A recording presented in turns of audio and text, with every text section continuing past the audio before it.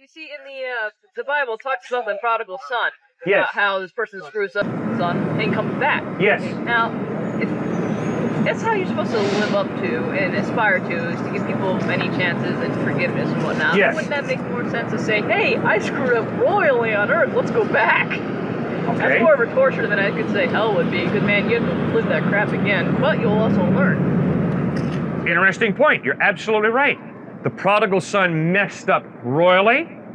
His father has his arms wide open, and the prodigal comes home, and the father doesn't say, get out in the field and earn your way back. He says instead to the servants, quick, kill the fatted calf, we're going to feast and celebrate. This son of mine was lost, and he's found, he was dead, and he's alive again. That's grace. But you're right.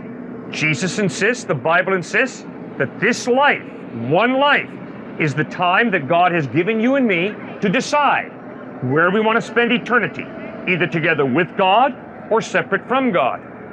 There is an incredible finality to death, according to the Bible and Jesus. And then what exactly is separation from God? Jesus defined separation from God as being hell. He did not give us a photograph. Obviously, people have tried to paint a picture of hell. So then, theoretically, if you are separate from God, you go somewhere else, correct? You're either annihilated, or you experience life separated from God. But you're not going to be with God. If you're separate from this God, could you be sent to another one? Well, according to Christ, there only is one God. Alright. There are not many gods. But then Christ only had one point of view. Just the same way you and I only have one point of view. And that was from one culture. And it's... Remember, everybody has one point of view. The person who says, all roads lead to heaven, has one point of view. All roads lead to heaven. The person who says, some roads lead to heaven, has one point of view. Some roads lead to heaven. The person who says, one way leads to heaven, has a point of view. One way leads to heaven. So, based on all the evidence I see before me, how would you convince me to switch this religion if indeed Christianity is very evangelical in nature? All you have to do is ask yourself, who or what am I living for? And secondly, what is the evidence that what I'm living for is true? Then you need to look at Jesus Christ by reading the Gospels of Matthew, Mark, Luke, and John, and ask yourself, is there not more evidence of his life, teachings, death, and resurrection that point to Christ being credible and reliable than there is evidence that the object that I put my faith in, whatever that object is, and obviously I don't know for you, you have to answer that for yourself, is there not more evidence that Jesus Christ is reliable as opposed to the object I've chosen to put my faith in? Let me give you one quick example. And I don't know that this is true of you, obviously, because I don't know you. But many people say to me, Cliff, unless you can scientifically prove it, it's not true. Not necessarily. Okay, but do you realize what a philosophy that is? That is a faith. Because all you've got to ask that person is, would you please scientifically prove to me that unless you can scientifically prove something, it's not true? You see, science is a wonderful branch of knowledge. But there are so many philosophical questions in life, it's incredible. And yet there are many Americans who are making this incredible mistake of saying, well, my faith ultimately is in science.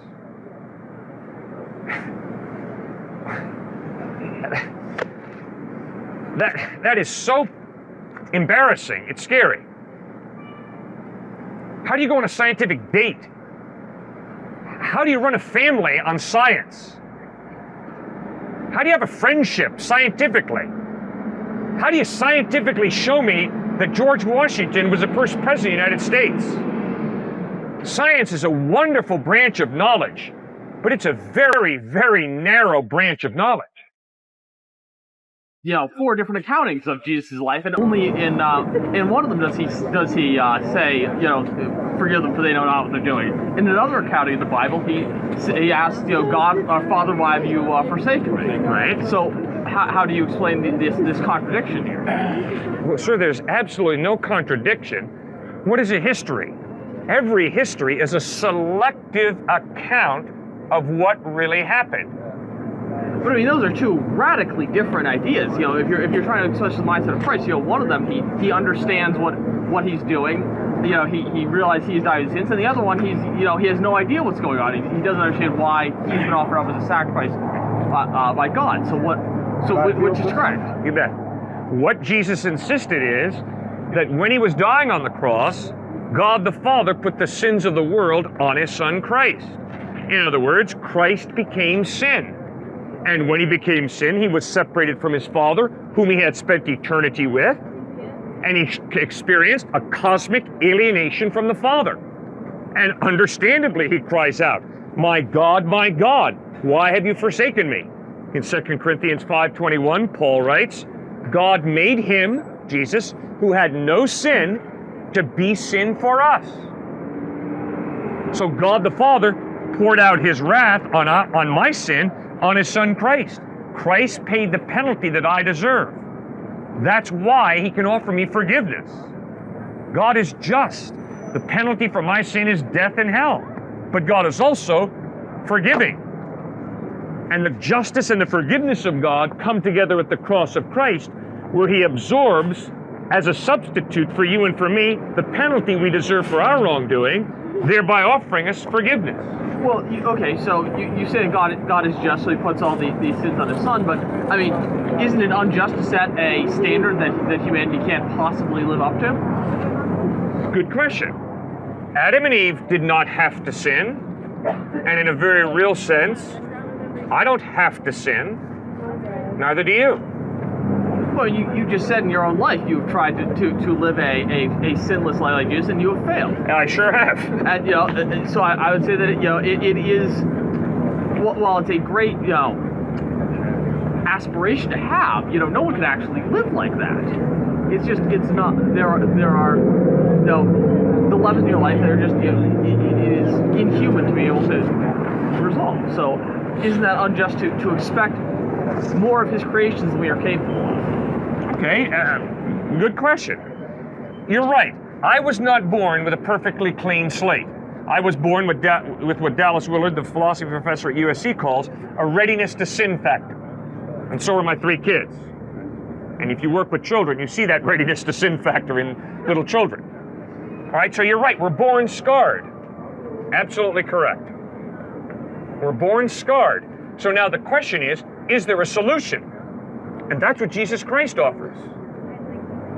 Now, even though we're born scarred, don't you and I respect the Mother Teresas, the Gandhis, the Dr. Martin Luther Kings of this world, the Harriet Tubmans?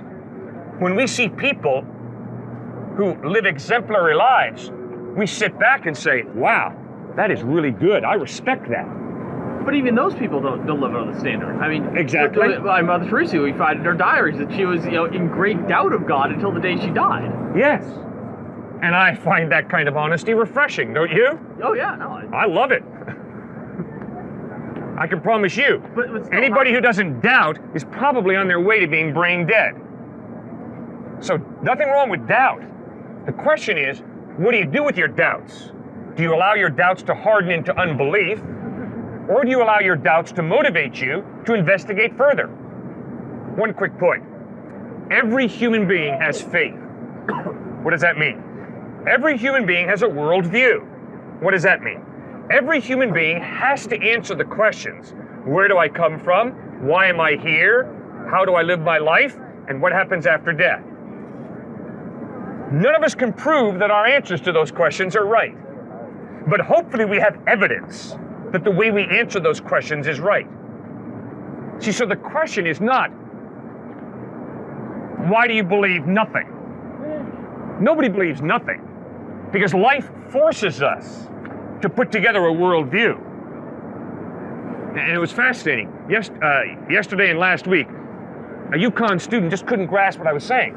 This UConn student was insisting, I'm agnostic, I do not know anything about these questions. I said, really? You're lying to yourself and to me. Look at you, you're well dressed. Look at you, you're a talented student here at UConn. You didn't arrive here by accident. You have priorities, you have motives, you have a worldview. So get in touch with your worldview. Get in touch with what motivates you. what you're living for. Because you wouldn't be here by accident, that's for sure. But you still haven't really answered my question. Why would God set a standard we can't live up to if we are His creations? Well, Adam and Eve were more than able of living up to that standard. Now, that standard doesn't change, because you see, the standard that God sets is His character, which is eternal. Okay. That standard is justice, compassion, goodness. So you're saying that our problem is original sin? That's part of it. But I can't blame my grandparents, because to be honest with you, sir, I have done that which I knew was wrong. Okay. And I can't, I've been proud, I have lusted, I've been greedy, I've had sexist attitudes, I've had racist attitudes, and my African American brothers and sisters and my fellow human beings who happen to be women have had to help me work through some of those attitudes and help correct me. So I am responsible for what I choose to do. Now, yes, I have this readiness to sin factor. The Bible calls it a sinful nature, for sure. But I still am responsible for what I do.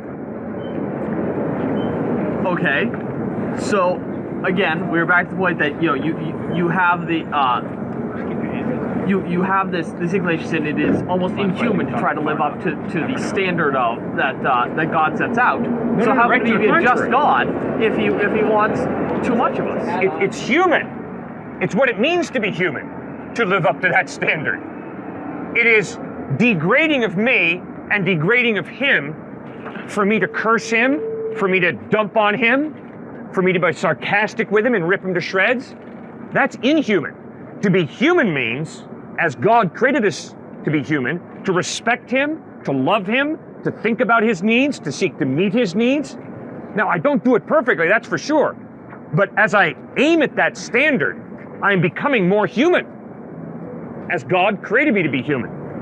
Okay, I guess my question is then, why is the penalty death and hell for doing something that, for a standard that almost no one can live up to? All right, you bet, great question. Because in reality, this man is of inestimable value. So when I dump on him, that is really evil. And when I basically say, hey God, when you made him, lousy job. Not only am I attacking him, but I'm also attacking the God in whose image he's created. I'm basically saying, God, I got a better way to live life. Instead of respecting this gentleman, I'm going to be disrespectful. And God says, guess what, Cliff? You could not be more wrong.